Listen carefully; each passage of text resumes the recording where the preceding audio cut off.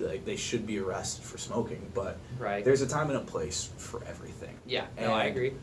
Me personally, the way that I see it is like I don't care if you're smoking in your house. I don't care if you're smoking Well, in your that's car. that's your area. That's- However, that's- smoking and driving, that's where you get a little iffy. Very true. But if you're blatantly smoking out in public, Yeah, I feel like there You're should. asking for it at I that feel like point. there should be a little say there, like, hey, you can't do that. yeah. Or I mean, at least a little bit of policing. Yeah, but proper policing. Exactly. It shouldn't be, hey, you're smoking weed, I'm gonna send you back across the border. Mm-hmm. Like that's complete and utter bullshit to me, and I don't think that should be something that's allowed.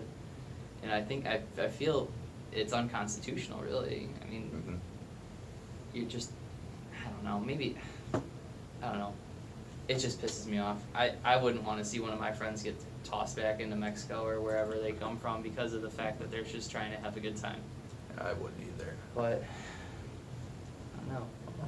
I think that's really all I've got for now. I mean, I just wanted to kind of, touch upon this subject and, Mhm. Maybe bring a little bit more awareness to the fact that there is a disparity in the war on drugs, and we know, what was it, during was it Nixon era that Yes. this came It about? was early, Who- late 60s, early What? 70s. Who was it? Was it one of his policy men actually said that it was a straight up racist policy? I think it was one of his political advisors. I think it was one of his. Let me try. Wait, to was look it at- Nixon or Reagan? I think it was Nixon. It could be Reagan. I could be wrong. Video traces the drug war for President Nixon. Nixon. Yep. Yep. In June of '71, President Nixon declared war on drugs, Yep. I'm on that CNN website right now. and the presidency of Ronald Reagan marked the start of a long period of skyrocketing rates of drug arrests and. Oh, it was John Ehrlichman. Oh, okay.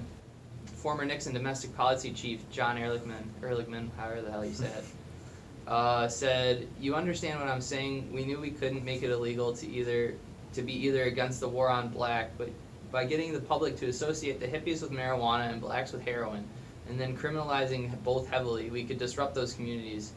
We could arrest their leaders, raid their homes, break up their meetings, and vilify them night after night on the evening news. Did we know we were lying about the drugs? Of course we did." Like, just someone saying that, like, That right there kind of just puts a giant X on top of the whole. the whole Drug war on enforcement. drugs is, it just says it straight there. It's Yeah. bullshit. It's racist. So, I mean, I don't know what other proof anybody needs Right. other than dating it back to the Nixon ages and seeing straight up that this is racist. Mhm. It's not up to date. Like, it never has been and it never will be, frankly.